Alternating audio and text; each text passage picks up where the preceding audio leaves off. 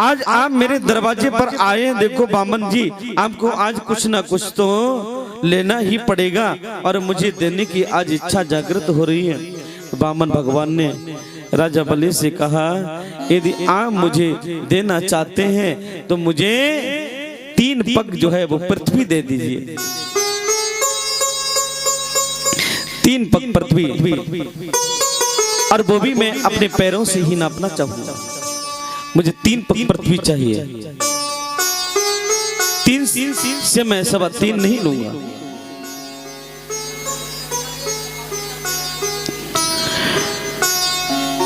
पदानी 3 देतेन्द्र मितानी पदा ममा। नाप लीजिए, आपको कहां से 3 पग पृथ्वी चाहिए, जहां भी आपकी इच्छा हो वहां से आप नाप सकते हैं। बामन भगवान बलि से कहने लगे, देखो आपको देना भी नहीं आता है। दान देने से पहले जो है ना संकल्प किया जाता है। आप संकल्प तो कीजिए। शुक्राचार्य जी विचार करते हैं कि ये बामन नहीं, ये तो 53 लगता है। ध्यान लगा करके देखा, राजा बलि के पास में जाकर के शुक्राचार्य जी महाराज कहने लगे कि देखो ये साक्षात विष्णु है और देवताओं की कार्य सिद्धि के लिए ये बामन बनकर के आए हैं। आप जो है मना कर दीजिए। बात बोल दीजिए। ऐसा बरोचने साक्षात भगवान विष्णु रब्बया कश्यपादितिर जातो देवानाम कार्य साधिका। ये देवताओं का कार्य सिद्धि करने के लिए आए। देखिए राजा 6 जगह पर झूठ बोलने में कोई पाप नहीं लगता है। सबसे पहले बताया है, स्त्रीसु नर्म विवाहे च वित्यर्थे प्राण संकटे गौ ब्राह्मण हिंसायाम नान्यतम स्याह जुगुप्सितम। कहते हैं शुक्राचार्य जी महाराज की स्त्री से झूठ बोलने में कोई पाप नहीं लगता। कोई बात ऐसी होती है जो छिपाने पड़ती है।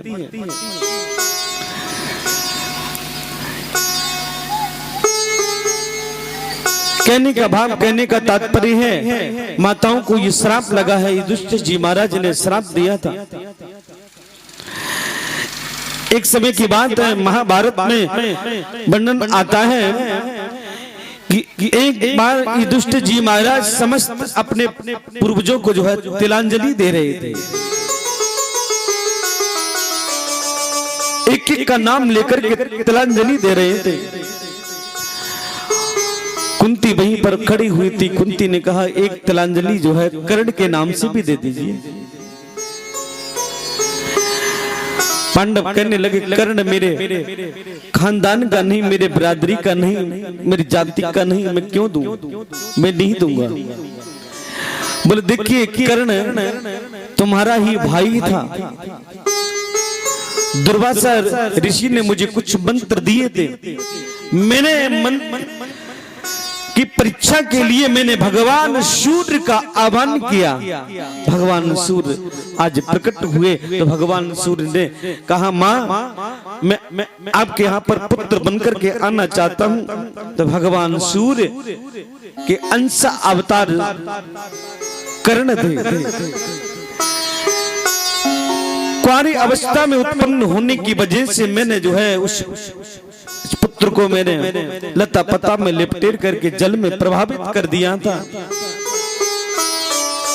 अधिरथ ने इसे पकड़ा। इनकी पत्नी कुंती राधे ने इनका जो है पालन पोषण किया। ये तुम्हारा ही भाई था, सबसे बड़ा भाई था।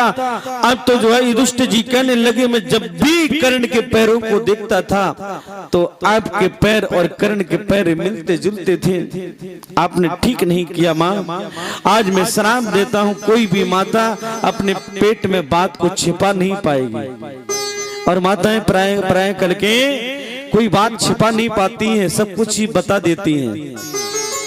और इंसान जो पुरुष वर्ग है बात को छुपाने का प्रयत्न करते हैं, लेकिन माताएं नहीं छुपा पाती हैं।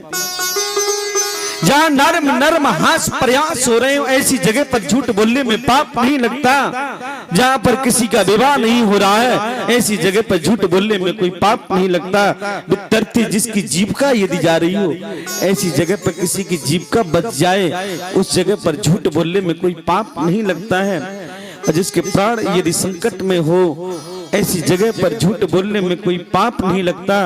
जहां पर गौ की हिंसा हो रही हो और जहां पर ब्राह्मणों की हिंसा हो रही हो, जहां पर गाय का अपमान हो रहा हो और जहां ब्राह्मण का अपमान हो रहा हो, और आपके झूठ बोलने में यदि ये सब ना हो तो ऐसी जगह पर झूठ बोलने में कोई पाप नहीं लगता है। इसलिए बलि यहाँ तो तुम्हारी पूरी जीविका ही जा रही है, झूठ बोल दीजिए। बोले महाराज मैंने तो वचन दे दिया है, अब मैं झूठ नहीं बोल सकता हूँ। तो संकल्प देने के लिए जो है जल लेने लगे हैं, अपनी कमंडलू से जल देने लगे हैं।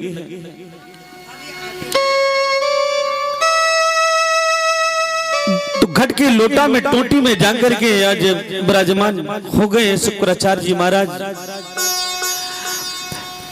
वामन भगवान विचार करते हैं ये कैसा गुरु है जो अभेद दृष्टि से देख रहा है, भेद दृष्टि से देख रहा है।